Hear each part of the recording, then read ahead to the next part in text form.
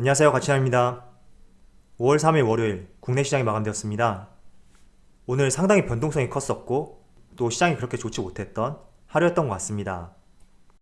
자, 지금 보시는 것처럼 코스피는 0.7% 하락이 나왔고 코스닥은 무려 2% 이상의 강한 낙폭이 나왔거든요. 그래도 코스닥에 비해서 코스피는 조금은 선방했다고 볼 수가 있는데 상대적으로 지수의 상승이 돋보였던 코스닥 쪽에서 오늘 조금은 공매도의 영향을 받지 않았을까, 이렇게 보여지는 것 같습니다. 이어서 삼성전자, 오늘 삼성전자는 거의 보합으로 마무리되었고 SK하이닉스는 2.7%의 상승을 보여주었습니다. 그래도 전반적으로 반도체 대장주들, 이 두 종목에 대해서는 지수 대비 나름 선방을 했다, 이렇게 보여지는 것 같고요. 또 그동안 정말 많이 하락했던 현대차도 3% 가까운 상승이 나왔습니다. 자, 이렇게 삼성전자와 SK하이닉스 그리고 현대차까지 코스피 시총 대형주를 살펴본다면 코스피도 좋은 모습을 보였다고 그렇게 생각할 수가 있는데 오늘은 전반적으로 종목들이 극과 극을 보여주었던 것 같습니다. 지금 보시는 것처럼 셀트리온 같은 경우에도 무려 6% 넘는 큰 낙폭을 보여주었거든요. 그래서 확실히 오늘 흐름을 보더라도 앞으로는 산업별 그리고 종목별 선택과 집중을 잘 해야 되는 시기이다, 이런 생각이 드는 것 같습니다. 자, 그럼 바로 수급을 한번 살펴볼게요. 자, 코스피의 수급을 살펴보면 오늘까지 5거래일째 하락이 나오고 있고 또 기관과 외국인이 모두 양매도를 보여주었습니다. 오랜만에 연기금이 소폭의 순매수를 보여주었지만 그래도 외국인의 매도세가 짙었기 때문에 오늘 전반적으로 좋지 못한 흐름이 나왔다, 이렇게 볼 수가 있고요. 또 코스닥도 마찬가지로 외국인과 기관의 동반 순매도가 나왔고 특히 외국인이 비교적 강한 매도세를 보여준 것 같습니다. 그리고 삼성전자도 마찬가지로 기관과 외국인의 동반 매도세가 나왔고 이어서 하이닉스는 반대로 외국인의 대량 순매수가 들어왔습니다. 그리고 기관과 개인이 매도세를 보여주었고 또 현대차 같은 경우에는 정말 오랜만에 기관과 외국인의 동반 순매수가 들어왔거든요. 그리고 기관 같은 경우에도 연기금부터 투신, 금융투자까지 오늘은 골고루 매수세가 들어왔던 좋은 하루였다, 이렇게 보여지는 것 같습니다. 이어서 셀트리온은 정말 하루도 빼지 않고 지금 연일 하락세가 나오고 있는데 마찬가지로 기관과 외국인 동반 매도세가 나왔고 특히 외국인을 중심으로 오늘 강한 매도세가 나왔습니다. 자, 그럼 주체별 매매 동향에 대해서 살펴보도록 하겠습니다. 5월 3일 외국인이 가장 많이 매수한 종목은 SK하이닉스, LG화학, 포스코, 삼성생명, S오일, 이렇게 5종목을 순매수 상위종으로 올렸습니다. 오늘은 하이닉스가 조금 돋보이는 것 같네요. 자, 이어서 기관을 살펴보면 기아, 호텔신라, LG디스플레이, 현대차, S오일, 이렇게 5종목을 순매수 상위종으로 올렸습니다. 기아하고 현대차 그리고 밑에 모비스하고 만도까지 기관은 전반적으로 자동차 관련주에 대해서 오늘 매수를 보여주었던 것 같습니다. 자, 그럼 이어서 개별 종목마다 과연 공매도가 얼마나 이루어졌는지 한번 체크를 해보도록 하겠습니다. 자, 지금 제가 촬영하는 시점에 5월 3일 오늘 기관별 공매도 순위에 대해서 아직 집계가 나오진 않았거든요. 그런데 개별 종목마다는 알 수가 있으니까 한번 종목을 보면서 설명을 드리도록 하겠습니다. 먼저 셀트리온. 자, 여러분들이 집중해서 보실 부분은 여기 매매 비중이에요. 이 매매 비중이 어떤 것이냐면 오늘 거래량 중에서 공매도 거래량이 얼마나 되는지 그걸 나타내는 비중이거든요. 그런데 지금 보시면 어제까지는 시장 조성자를 제외하고 공매도가 불가능했기 때문에 거의 0%대에서 횡보를 보여주었습니다. 그런데 오늘은 거래량 대비 무려 15% 가까운 큰 비중이 공매도 비중으로 차지했거든요. 그래서 이 자료만 보더라도 오늘 셀트리온의 하락은 전적으로 공매도의 영향이 컸다, 이렇게 볼 수가 있습니다. 자, 그럼 이번에 삼성전자를 확인해 볼게요. 자, 삼성전자의 매매 비중을 살펴보면 지금 0.3%거든요. 그런데 과거와 비교해 보면 그렇게 급격한 변화는 없습니다. 그래서 오늘은 공매도의 영향을 받지 않았다, 이렇게 볼 수도 있을 것 같습니다. 이번에는 SK하이닉스. 자, SK하이닉스 오늘 약 1.4%를 차지했는데 그래도 과거하고 비교해보면 분명히 늘어난 수치입니다. 그리고 거래 대금을 보시더라도 분명히 늘어났어요. 그런데 거래량 대비 그렇게 큰 수준은 아니란 말이죠. 그래서 이런 부분이 전반적으로 큰 영향을 미치지 못했다, 이렇게 볼 수가 있고, 여러분들이 중요하게 봐야 될 것은 매매 비중이에요. 거래 대금은 크게 중요하진 않습니다. 지금 하이닉스를 보더라도 과거와 비교했을 때는 엄청나게 늘었습니다, 공매도 대금이. 그런데 오늘 3% 가까운 큰 상승이 나왔죠. 우리가 중요하게 체크할 부분은 매매 비중이다, 이렇게 말씀을 드리겠습니다. 그럼 다른 종목을 한번 살펴볼까요? 그럼 현대차. 자, 현대차도 매매 비중이 상당히 늘었거든요.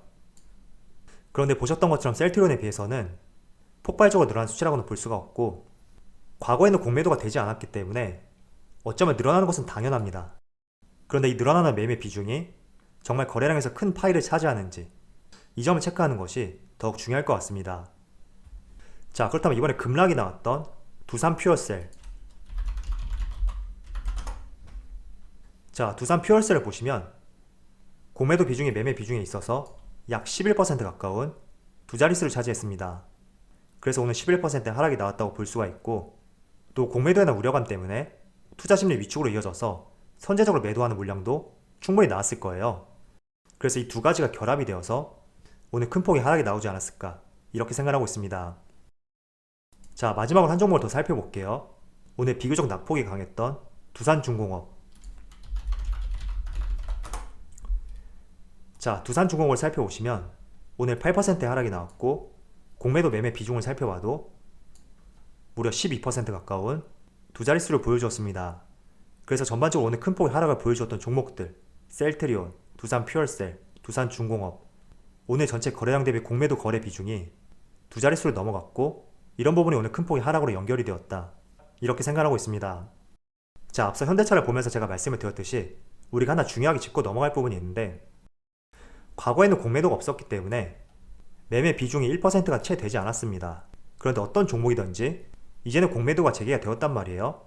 물론 코스피 200과 코스닥 150을 대상으로 하고 있지만, 그래서 그런 부분을 생각해 본다면 공매도 비중은 과거에 비해서 아무리 좋은 종목이라도 조금은 늘어날 수밖에 없다, 이 점은 조금 인지하시면서 항상 매매를 해보셨으면 좋겠습니다.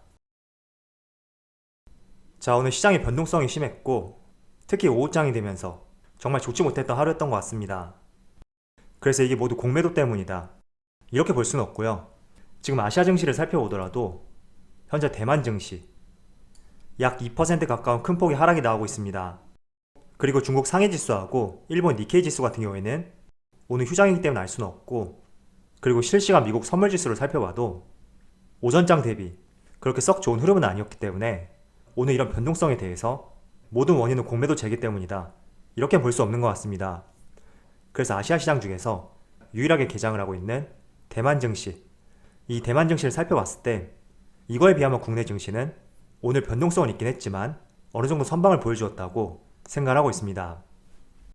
그래서 제가 지난번에도 말씀을 드렸듯이 공매도에 대한 이슈 약 1년 만에 재개가 되었고, 이런 큰 정책의 변화 같은 경우에는 우리가 즉각적으로 체감하기에는 조금은 시간이 걸릴 수가 있습니다. 그래서 이번 주, 다음 주, 그리고 나아가서 5월 말까지 조금은 시장의 변화에 대해서 급격한 변화보다는 조금은 추세적인 변화가 나올 수가 있으니까 우리가 이런 점에 더 포커스를 맞춰서 한번 시장을 대응해보자고 말씀을 드리겠습니다. 자, 제가 올 초에 여러분들에게 골드만삭스에서 바라봤을 때 코스피가 3,700포인트까지 갈 것이다, 이런 내용에 대해서 말씀드린 적이 있습니다. 자, 그런데 지난달 29일에 골드만삭스의 아시아 태평양 투자 전략가와 CNBC의 인터뷰가 있었고, 여기에서 어떤 말이 있었냐면 이번 분기와 다음 분기, 즉 2분기와 3분기죠.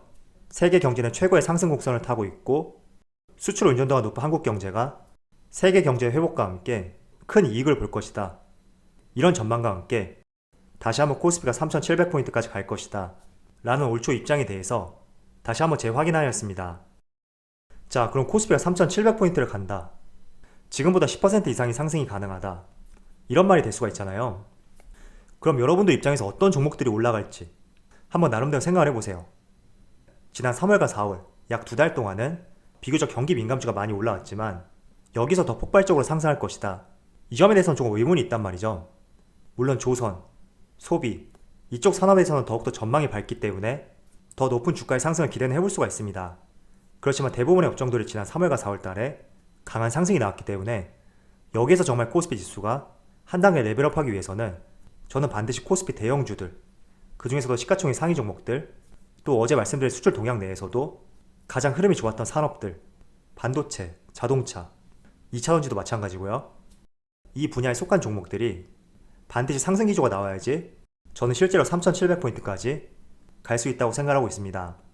그래서 올 초 대비 많이 쉬고 있는 산업들, 자동차, 반도체, 이쪽 분야는 본질이 변하지 않았기 때문에 우리가 단지 지수의 하락에 대해서 너무 걱정을 하기보다는 항상 업황과 실적, 이 두 가지에 기인해서 종목을 바라보자고 말씀드리겠습니다. 자, 그리고 하나 재미있는 기사가 있어요. NH투자증권에 따르면 2분기부터는 본격적인 메모리 반도체 슈퍼사이클에 진입을 하기 때문에 SK하이닉스에 50% 몰빵하라, 이런 조금 자극적인 기사가 발표가 되었는데 이 말을 그대로 믿고 투자해보자, 이런 취지보다는 그만큼 메모리 반도체 업황이 좋다, 저는 이 점을 여러분들 기억을 해보시면서 항상 투자의 방향성을 세워보자고 말씀을 드릴게요.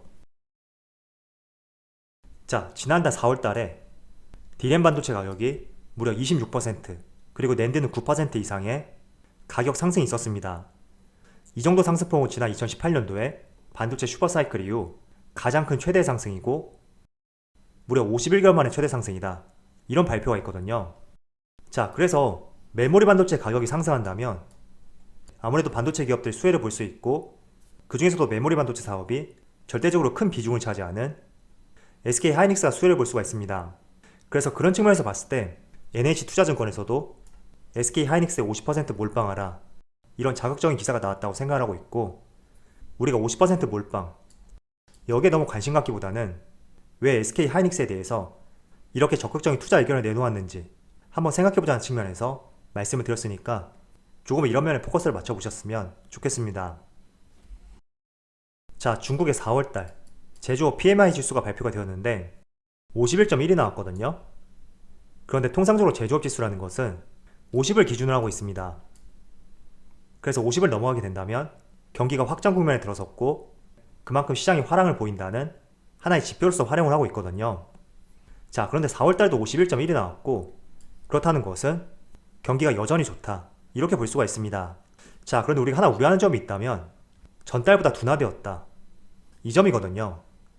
즉 3월달과 4월달 모두 중국의 제조업 지수가 50을 넘어서게 되었지만 그래도 3월달에 비해서는 이렇게 둔화가 되었다는 의미거든요.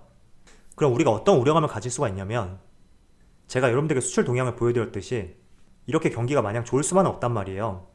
분명히 어느 시점이 된다면 전년 동기 대비 하락하는 데이터도 나올 것이고 또 지난달보다 감소했다는 그런 데이터도 나올 것입니다. 자, 그래서 언젠가는 경기가 피크를 찍을 수가 있고 이제는 우리가 2분기에 들어선 만큼 조금은 이런 부분에 대해서도 고민을 해볼 때다, 저는 이런 생각을 하고 있습니다. 물론 4월 제조업 지수만 본다면 우려할 수준은 아닙니다. 그렇지만 전달 대비 하락한 수치가 나왔고 또 2분기 같은 경우에는 미국, 중국 마찬가지로 가장 경기가 좋을 것으로 예상이 되는 그런 기간이 될 수가 있거든요. 그래서 오히려 수출 동향이 좋아짐에 따라서 우리가 언젠가는 경기가 피크를 찍을 수가 있고 이 부분이 꺾이는 시점이 된다면 그때는 또 어떤 흐름이 나올지 한 번쯤은 여러분들이 고민을 해보셨으면 좋겠습니다. 그래서 이런 내용 토대로 제가 드리고 싶은 말씀은 경기가 아무리 확장을 한다고 하더라도 조금은 돌아서는 이런 모습이 나올 텐데 지금부터는 앞으로 투자를 할 때는 정말로 실적이 기인해서 투자를 해야 된다, 이런 말씀을 드리고 싶고, 이렇게 실적이 기인해서 투자하지 않는다면 하반기에는 긴축이나 테이퍼링, 이런 유동성 회수 이슈도 있기 때문에 조금 힘들어질 수가 있습니다. 그래서 앞으로 투자할 때는 단지 이 기업은 좋은 기업이야, 이런 생각을 투자하는 것보다는 2분기만 해당되는 것이 아니라 과연 3분기와 4분기에도 더 좋아질 수 있는지 한번 여러분들 나름대로 검색을 해보시면서 자료도 찾아보고 또 증권사에서 발행한 리포트도 있다면 한번 찾아보면서 반드시 실적에 기인해서 투자를 해야 되는 시점이다, 저는 이런 말을 드리고 싶습니다. 그래서 한번 고민을 해보시고요. 자, 그렇다면 미국은 과연 어떨까? 중국은 앞서 보여드린 대로 이미 4월 고용지표에 대해서 발표가 되었습니다. 그렇다면 미국의 4월 고용보고서, 아울러 파월 의장의 연설까지 이 모든 것이 이번 주에 집중이 되어 있습니다. 그래서 이 모든 것이 단 하루에 발표되는 것은 아니고 이번 주 내에 텀을 두고 발표될 예정이니까 대한민국의 수출 의존도가 가장 높은 국가 중에 하나인 미국의 고용지표 발표에 대해서 이번 주에 어떻게 나오는지 한번 관심을 갖고 지켜보셨으면 좋겠습니다. 자, 마지막으로 이번 주 화요일부터 목요일까지 실적 발표를 앞둔 기업들인데 여러분들이 보유하고 있는 종목들에 대해서 해당하는 종목이 있는지 살펴보시고 또 과연 추정시 대비 얼마의 실적이 나오는지 이 부분도 이번 주 일정이 있어서 같이 한번 체크해 보셨으면 좋겠습니다. 자, 오늘 일부 종목들에 있어서 극과 극의 장세를 보여주었습니다. 그래서 여러분들이 보유한 종목들에 있어서 조금은 대차 잔고가 급격하게 늘고 있다던가 혹은 2분기와 3분기에 실적 추정치가 하향되고 있다면 그런 종목들은 앞으로도 조심해 볼 수 있는 최우선 종목이 되어야 된다. 저는 이렇게 생각하고 있습니다. 어쨌든 그런 재료라는 것이 공매도의 빌미를 제공할 뿐만 아니라 선제적으로 투자 심리 악화로 이어져서 많은 투자자들의 매물이 나올 수가 있거든요. 그래서 이런 부분도 고민해 보시면서 항상 종목을 선정해 보고 내가 만약에 보유를 하고 있다면 일단 매도하고 볼지 아니면 나는 저가에서 매수했으니까 관망을 할지 이런 결정을 잘 세워보셨으면 좋겠습니다. 자, 그럼 오늘 영상에서 마치도록 하고요. 언제나 여러분들의 성공 투자를 기원하도록 하겠습니다. 감사합니다.